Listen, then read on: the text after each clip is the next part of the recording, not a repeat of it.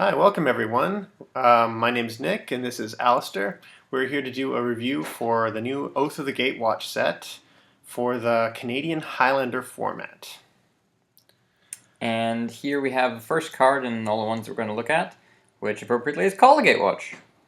The set has kind of a little Planeswalker sub-theme going on. Yeah, so I guess a lot of the cards we're going to be discussing whether they fit into the Super Friends archetype, which is just often a 4 or 5 color deck with a bunch of Planeswalkers and a bunch of creature kill spells, often Wraths.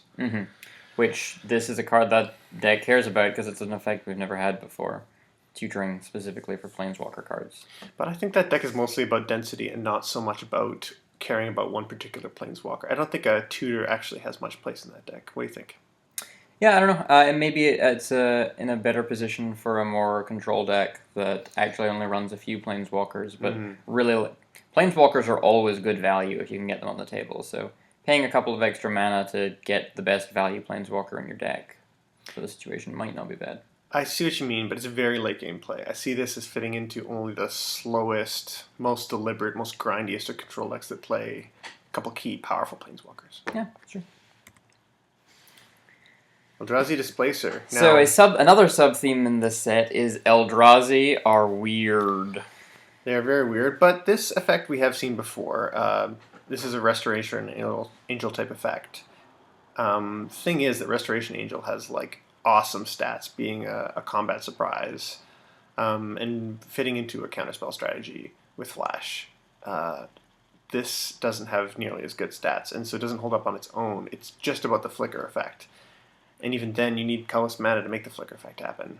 I think something we're going to see with a lot of these colorless requiring cards is that their value very much depends on how reliably you can access colorless mana in your deck, which is not something that anyone's ever had to care about before, so it may take a little while before we find out how reliable that is. Sure, yeah. How reliable is that in Highlander?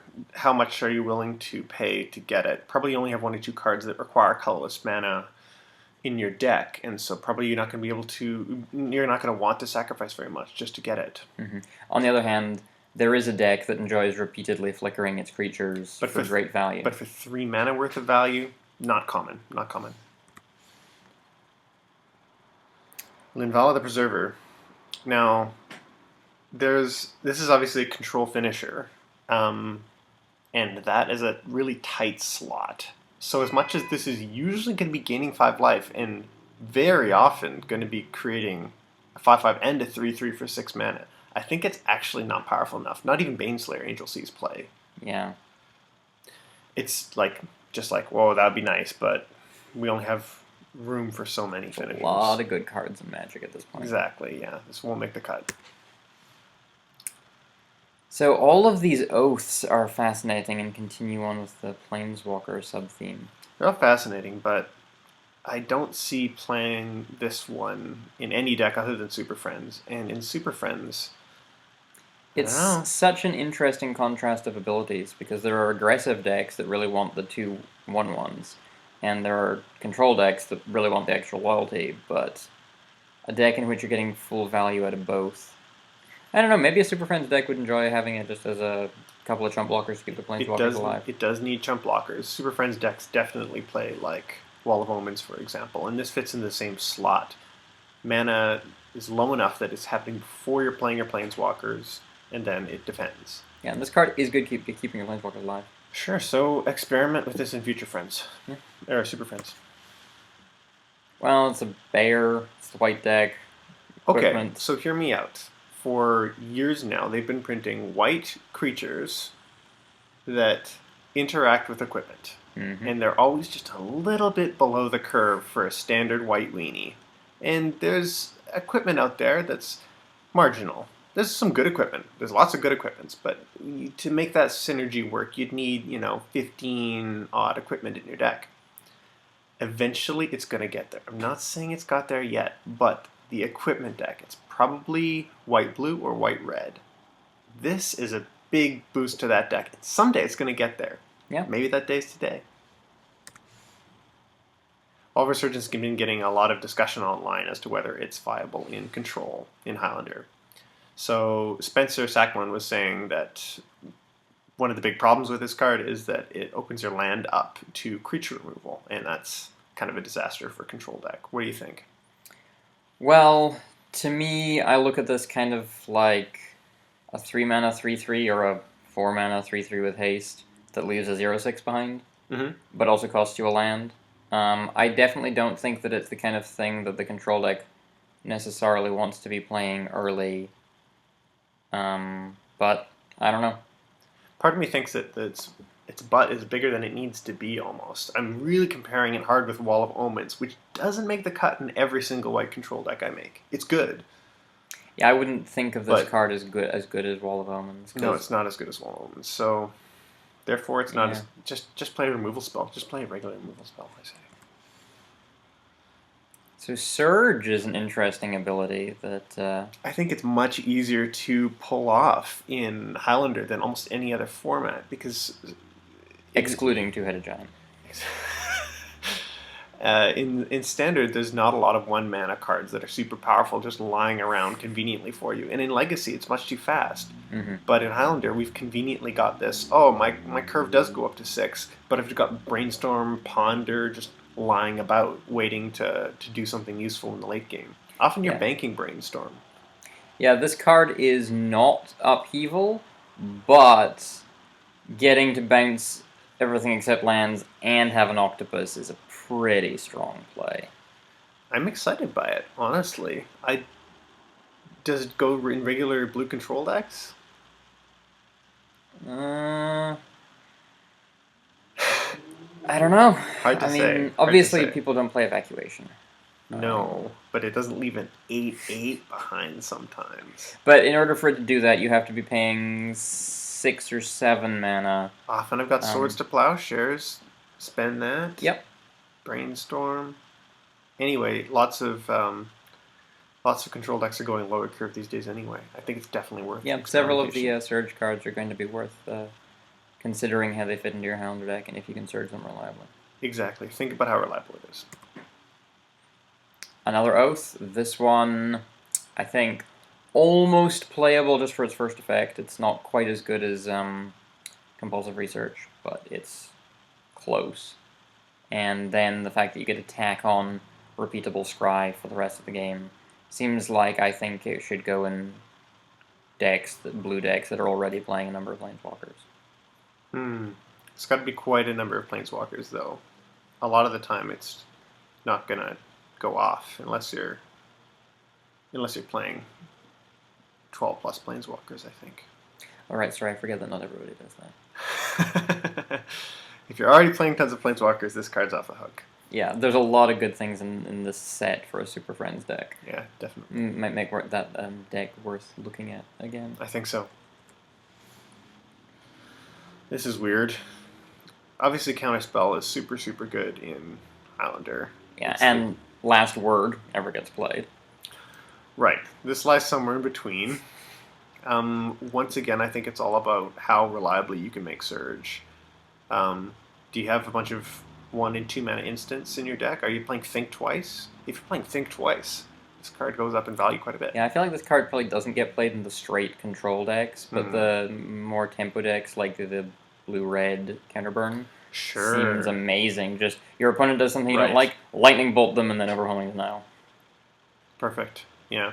They play a haste creature, kill their other creature before combat, and counter their haste creature. Yeah. It's got a lot of interesting interactions with bolt effects. Yeah, so I think that's definitely playable on the right. Yeah. This is an interesting finisher. So, as we were saying, the slot is very, very tight. Blue-white control decks can't afford to play 6-mana angels that don't protect themselves. Yep. This does protect itself. It's a 7-mana 5/5.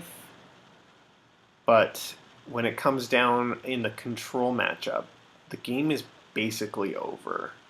Yeah, this is definitely the kind of card I think that you're dedicating a slot to in your deck that makes you much stronger against one archetype at the cost of other matchups. There's a lot of decks that don't really care about a 7-mana 5/5. Yeah, aggro decks are just going to attack anyway. And you're probably, if you weren't dead before 7 mana, you're probably dead now. Non-blue, the white decks just have wraths to kill it, but blue decks should probably hit this card. Yeah. Something to think about. So this is a reasonable but not great aggressive body, and a reasonable but not great removal spell tacked on. I think it's comparable to Butcher of Malakir. Yeah. No, I don't see it being played in any deck other than mono black aggro. Gatekeeper of Malakir, there it is. Mono black aggro has better access to colorless mana just because it can free roll a lot of colorless lands. Oftentimes you're just going to be playing it on turn 2 as an evasive 2-power flyer, which is reasonable. It's not the end of the world. The point is that it's flexible. In mono black aggro, you're usually going to be able to have the choice. Yeah, I think both, the body on this is better than Gatekeeper, even if it seems comparable. Yeah, get in there. Another mono black aggro deck. Easy lines. Yeah. Yeah. Sure. This one's weird. So this kind of comes back to the theme that I mentioned earlier, sub-theme of the set. Eldrazi are weird. But I can't get my head around a strategy that this actually helps.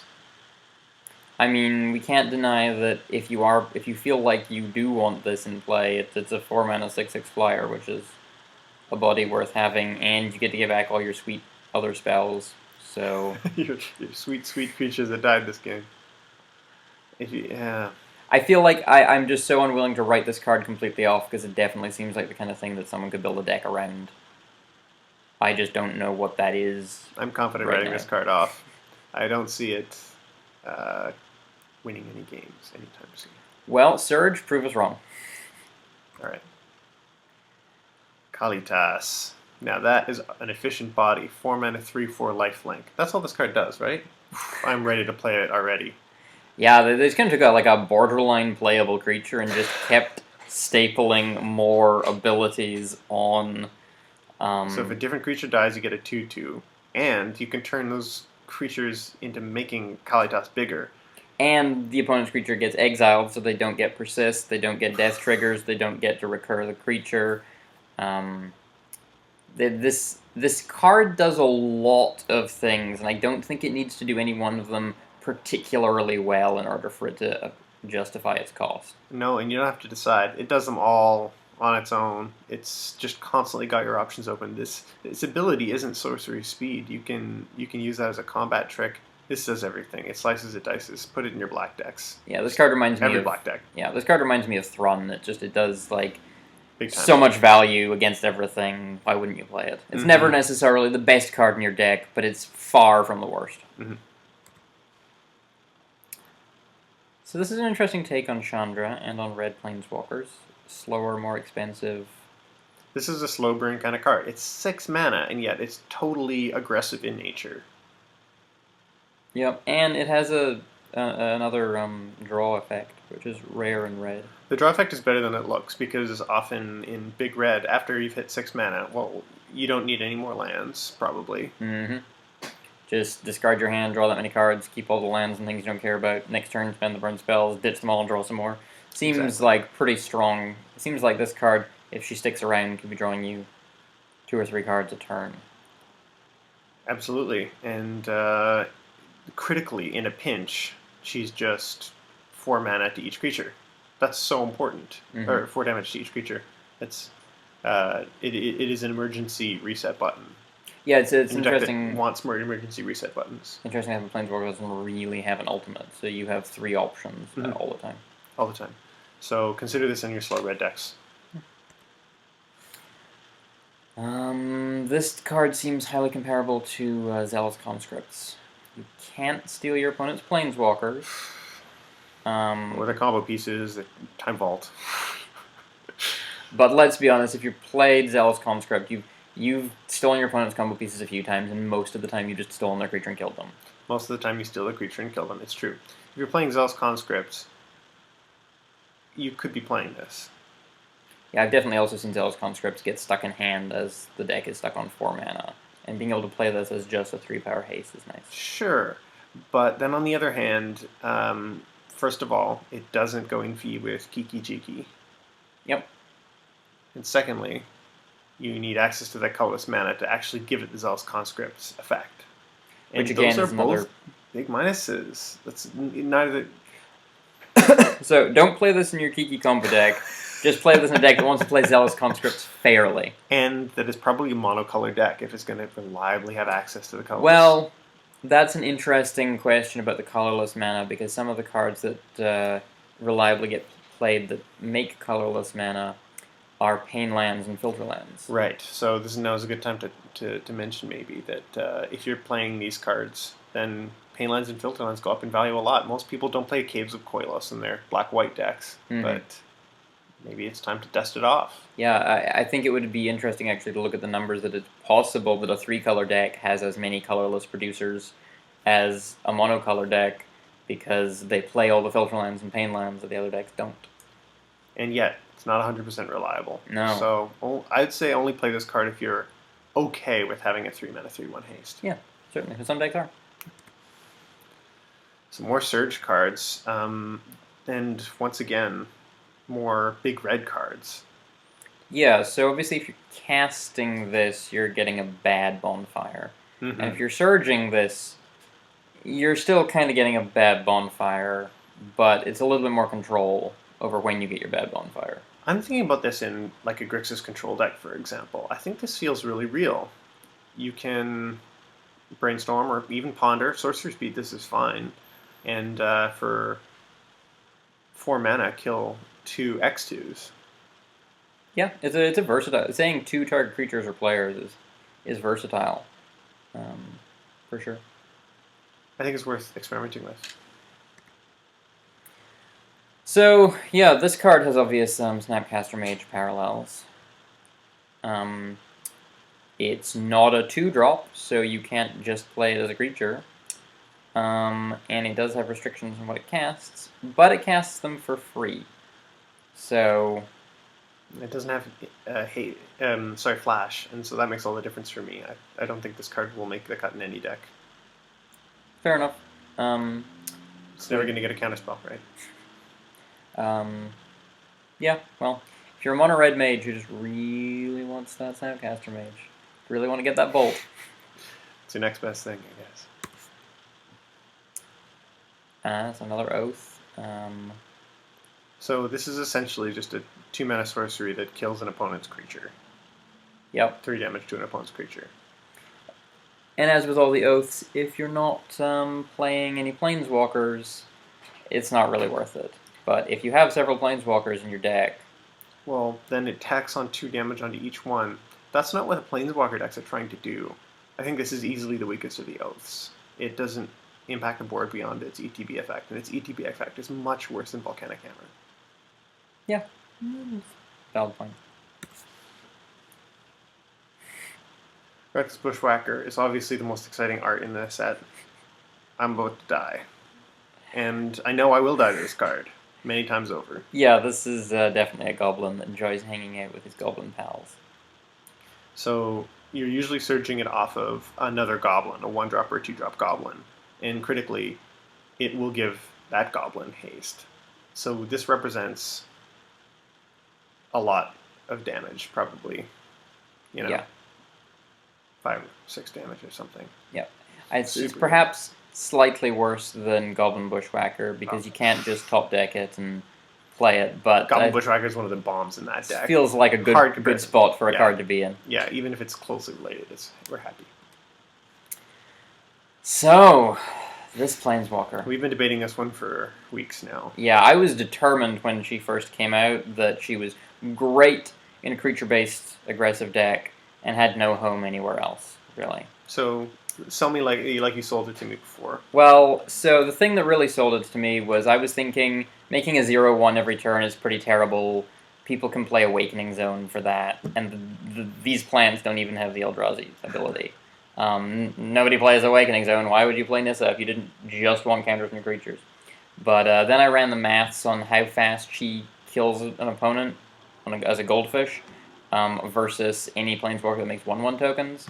And she actually has the same kind of clock, but with a lot more control of whether you have 5 1/1s or 2 3/4s. And if you have any other creatures in play, she kills them a lot faster. So making a 0/1 for a couple of turns, and then minusing and having 1/2s, and then minusing and having 2/3s, is actually a very respectable degree of control. So I think that this is a Planeswalker that can do a good job of defending herself, can do a good job of buffing the creatures she's made, any other creatures you have, and if you happen to have her stick around long enough to ultimate, she's got a pretty solid ultimate. So I think that she deserves more respect than maybe she was given at first, and has a lot of versatility in it. Another thing to point out is simply compare her not to the other green Planeswalkers, most of which are 5 mana. Compare her to other 3 mana Planeswalkers. This is a really good deal compared to a lot of 3 mana Planeswalkers, which mostly just don't do anything at all. Yeah. And if we are talking about other green Planeswalkers, it's also worth to note that just the fact that all the green Planeswalkers make tokens, the fact that you have more of those really magnifies your board presence. In a green deck that's playing lots of Planeswalkers, this -2 is even better. I playtested a game with her the other day and went to turn 3 Nissa, turn 4 Garruk Relentless, turn 5 Frailis, and so every turn I'll make 3 creatures, What do you do with that? Yeah, this is actually much stronger than it looks, and it looks decent. It's actually amazing. Also, the art is beautiful. That's true. So this has the most hilarious continuous effect of all of the oaths. Like, I really want this card. I want to build a Super Friends deck with this. It's funny. I think it's probably the worst continuous effect, but it's funny. So the problem with the continuous effect here is that you already have to play a perfect 4-color or 5-color mana base in order to play the Super Friends deck. So it's not realistic to rely on Oath of Nissa at all. Yeah, certainly not in Highlander. We only have one. The top effect, though, is pretty close to a Green Ponder, and I would consider playing this card in decks, even just for that effect, because that's not an effect that green gets very often. Green often gets, look at the top 4, get a creature or a land, but a lot of the time, especially slower, more mid-rangey control decks have a bunch of Planeswalkers and removal spells and things that they want to be able to get. They don't always want a creature or a land. Creature, land, or Planeswalker is pretty versatile in terms of what it gets you. I don't know. I think the slower decks that want to ponder are exactly the kinds of decks that really need their instants and sorceries. I don't see this card seeing play. Well, I think that it's worth consideration. We'll see. So you wanted to talk about this? Well, just, Grizzly Bears has been validated a lot of times over the years. And here's another example of why Grizzly Bear is terrible. I think you need 3 power for 2 mana to even be on the board. Yeah, it's just worth noting. It's got a lot of stuff going on for a bear, and yet probably still not good enough for a I don't Highlander. think so. No. And another bear. This one also, the value of which entirely relies on how consistently you can get colorless mana in your deck. If you can activate this creature every turn, it's really quite good. Like I said, you need 3 power for 2 mana. Yeah. This has got it. Yeah. Well, maybe, depending if you can get it there. On... Yeah, this seems fine. I don't know how reliably you can do that. Especially in the... Take a hard look at your mana base and seriously consider Stalking Drone if you're an aggressive green deck. So people have talked about this card. I think some people got excited over it, like a Caller of the Claw.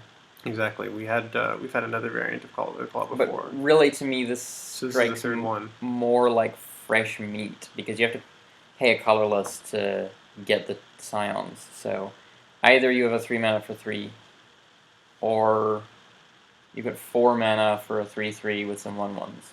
At which point you're looking kind of like fresh meat, which gives you a 3/3 for each creature that died this turn. So I recognize that this card has some more versatility, but given the fact that you're just getting 1/1s out of it... Green decks are looking at much bigger creatures for 3 mana. They should expect a 4 power creature with an upside, and the 1/1s are not really relevant, I think. Yeah, I don't feel like it's nearly as good a post-Wrath recovery as Caller of the Claw. So this is a pretty exciting blue-red creature. This is already... We're talking about blue-red decks often have just a million instances and sorceries, and they're happy churning through them.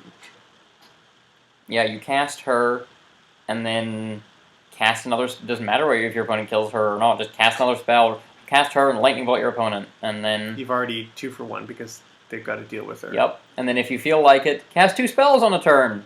That's not something red-blue ever does. That deck has a lot of choice in when it casts its burn spells, and so casting them on the same turn that you're casting your other spells in your deck, that's just a small adjustment to your play. Yeah, I think that she ought to, as you say, 2 for 1 immediately, and then if she's not answered, 4 for 1 and 6 for 1, and it's just so much value. Yeah. So much value. Reflector Mage. Now, this is very close to Mana War in initial appearance, but if you already happen to be playing white-blue, think about it more, I say, as a cheaper Necrotal. Like, this is 3 mana for your creature is not relevant because I'm winning the game before you can cast it again. This does seem like a very good tempo card. It's an amazing tempo card. The 3 toughness does matter a lot. I think this gets right in Bant tempo, for example, which is the main deck that I see this being casted. So this card's just off the hook. Everyone is just very excited about it on the forums. I don't know what to tell you. Seems like the kind of card you want to put in a deck where you're casting 2 spells in a turn. The blue-red mages are just super excited, I think, about this set. It's got some things for you. Yeah, some spicy new toys. This goes in that deck that I was mentioning earlier. If you got 2 mana, you got to have 3 power. We've established this already. There you go. Gets over that hurdle, and this is often going to be 5 power. Yeah, I like this. The creatures don't even have to be equipped. You just have to have a sword lying over there. Yeah, somewhere. The mana's tight in this deck anyhow. So, hey, I'm just saying, someday we'll get there. It's just a matter of when. So now we get the other 3-man lands from the set. So this is a card that certain people have been waiting for, what, 7 years now for? And here it is, and it's no disappointment. I mean, it is kind of the most incredibly basic version of the effect. I guessed word for word what this card would look like 4 months ago. It was like, this is the most basic version possible. Sure. But it just had the manlands. It's a creature. Manlands are such good value that even a boring manland is still a good card. The basic story of them is that you get an extra card in your deck without having to put an extra non-land in your deck. Yeah. It's a free spell. This trades with everything that you wanted to trade with. So wonderful, wonderful. Likewise, this one seems to go well in a red-white deck that wants to attack with things. 2/1 double strike is... It's, once again, it's a land. Its stats look a little impressive. You're paying 4 mana for 4 damage. But you're doing that when you don't have any cards in hand. It's a land, yeah. It's only a creature when you need it to be. Yeah. So now, before we discuss this card too much, we've got to point out, there is a way to kill it with a 1 damage burn spell. Yeah, this card does not survive a bolt. So I activate my Wandering Fumarole. Okay. And so you've animated it, and then you activate its power and toughness switching ability. In response, I cast Lightning Bolt. In response to me switching its ability? Well, what if I try and switch it back in response to that? Wait, the first one hasn't resolved yet. There's no order that I can activate its switching ability that it won't at some point be a 4/1. Yeah, you can either have a 4/1 that dies to my bolt, or a 1/4 that survives my bolt. And then your first ability resolves, it becomes a 4/1 and it dies. Quite frankly, this card would have been a lot better if it started out as a 4/1, because then you wouldn't have to have that moment of vulnerability. Yeah. So, unfortunately, I don't see this card being that good. It dies so easily. And yeah, yet, if you don't switch it, it's a 1/4. And yet it's a dual land. That it's an enemy-colored dual land. So Grixis control decks, you don't have any reason to not play this, honestly. Yeah. It didn't need to be any better to be playable. It just could have been more exciting. It's not a good creature. Yeah. You still play it. So, now we're getting into colorless cards and colorless lands. And this is a really interesting space because literally every Highlander deck has access to these cards. Mm-hmm. And so these are cards that you have to at least think, does this go in my deck? Mm-hmm. Every time you build a deck. And they have some weird effects. Like this card. What do you... There's so many things going on here. Well, first of all, it doesn't go in your deck if you can't afford an extra. Comes into play tapped. Yep, that's perfectly fair. And the effects are... It only copies your spells, and it only makes token copies of your creatures. So you don't get to do degenerate things with your opponent's cards. In fact, it means it tacks 4 mana onto the cost of any spell you're copying. So you're not casting a Cruel Ultimatum and getting 2 of them. I don't see this card seeing a lot of play. It's very grindy. Yeah, but just worth thinking that all of these cards are... Sure. Like this one, for example, which I think should go in many Highlander decks. This doesn't ETB tapped. Do you ever find yourself with no cards in hand? If your answer is no, then forget it. Never mind. But if your answer is yes, all you have to do is think about, can my mana base support a colorless land? Yeah, so many lands play Mutavault and Mishra's Factory just because their effects are so good they're worth it.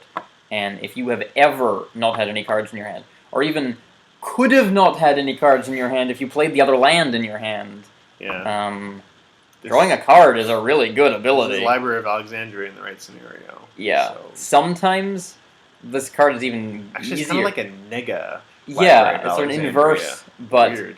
The thing about Library is if you go too far down from 7, it's really hard to get back up there.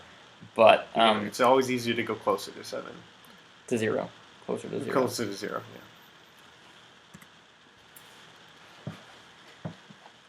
This is an interesting, reliable, repeatable source of creature generation. Yeah. I mean, if they don't kill the token that attacks, you can keep equipping the equipment to its own tokens. It kind of makes creatures into Breemazes. Yeah, in a sense. I think it might be too much mana. Unless you're getting some serious synergy off the fact that your creature's equipped. One day. What does this card do? I don't know. Eldrazi are weird. I have no idea how to gauge this card. So, obviously this is only good in the BattleBots deck. Is it good in the BattleBots deck? It's so hard to gauge. This just requires playtesting. Yeah. Talking about things that are hard to gauge. So, this would only ever go in ramp deck. Yeah. A ramp deck that's playing lots of colorless producing artifacts, but most of them do. Yeah, and its body itself, it doesn't really have any way of defending itself. It dies to most removal, unless you can counter that removal. I think you are going to be able to most of the time. Yeah, I mean, he draws you up to 7 cards, so that's got to be pretty nice in a ramp deck. I think he's generally very hard to kill. But on the other, I have difficulty. I don't know. The flavor text seems very appropriate on this card. I think if you're ramping to 10, there's few things you could do that are better than this. Yeah, I don't know. It draws you a card when it dies. At the very least, it draws you a card when it dies. Are you excited by 3 mana, 3 power creatures that draw cards? I don't know. I mean, it obviously has more upside than that. It can get you a 3 mana thing for free. I don't. It seems. Give it a shot. Yeah. You got a mid-range creature value deck. Just now that there's so many of these cards that require colorless mana, the notion of somebody having a deck that's more focused around colorless mana. Maybe it goes in BattleBots. Weird effects. Okay. This I feel a little bit more confident in rating as a pretty strong creature. Ignore its last ability. It's like, it's awkward to target. It's not the end of the world. If people have a kill spell and they want to kill it, they'll kill it. You're just getting a little bit of value out of that. But a 5/5 haste with trample. Just think of it as a 5/5 haste with trample. Yeah, with a slight upside. That's pretty decent. I think it's quite hard to cast though for a 5/5 ace with trample.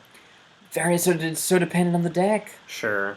I don't know. Okay. This is I think that this is the kind of set that we want in Highlanders. It shakes up so much stuff about the format. It forces us to reassess things we've never thought about before. And it's been a long time since I've seen a card that I've looked at and just said, I have no idea how to rate that or what deck that goes in or how easy that is to cast. Sure. Yeah. Well, here's another giant Solifuge, but this one doesn't die ever. So I was talking earlier about colorless artifacts that add colorless mana. This is one of the better ones we've had in a long time. I mean, you can gain life, or you can make your lands have every color. In terms of 3 mana artifacts that tap, Scry's better than those abilities, I think. Yeah. This is often like effectively drawing you a card because there's so much crap in. It's a very slow card, but. Yeah, but in those decks, sometimes you're in slow scenarios. Yeah. Yeah, if you're a super grindy deck that likes to ramp, then this is doing a really good job. This is not only weird Eldrazi. This is like Vendilion Clique, but buff. But not quite as good as Vendilion Clique because your opponent might get card advantage off it. Sure. So I think usually they're not going to get card advantage off it. The comparison I'd rather make, though, is not to Vendilion Clique, because that's so critically blue. It's so critically an instant. It's flash. This is more comparable, I'd say, to the whole category of cards like Obstinate Baloth and Thrun and those sorts of things. If you're playing a disruptive mid-range creature deck that already plays 4 mana 4/4s, I think this is where Obstinate Baloth is trying to answer creatures. This answers control. Getting to look at their hand and take.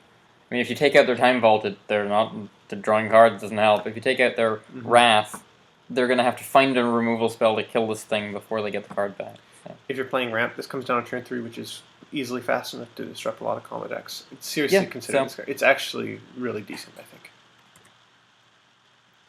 This card is so weird. Warping Whale. It does 3 unrelated strange things. Countering a sorcery as available to any deck doesn't necessarily seem like an amazing ability, but it just seems like something to be aware of. There's some critical sorceries out there, yeah. Like Natural Order, Tinker. Your deck now has just like disruption that it didn't have access to before. You have to consider this. You're forced to consider this. If you're not playing white or black or red, and you're having trouble with goblins with 1 toughness, this just kills them for 2 mana. That's kind of cool. Yeah, this card is so diverse that it seems like it does something against most decks. Even if you're just, a 2 mana 1/1 flash Scion token. Worst case scenario. Well, it's not the worst. Not great, but it's not the worst. This thing has a lot of options, so. You're forced to consider it. That's the interesting thing about it. I think the fact that a Tinker player has to consider that their opponent has, Mutavault and the Mishra's Factory up, and that's it. I'm still getting used to the idea that goblins can counter my Sensei's Top. Yeah, and there we go. That's all we have for you for our review of Oath for the Canadian Highlander format. Thanks for watching.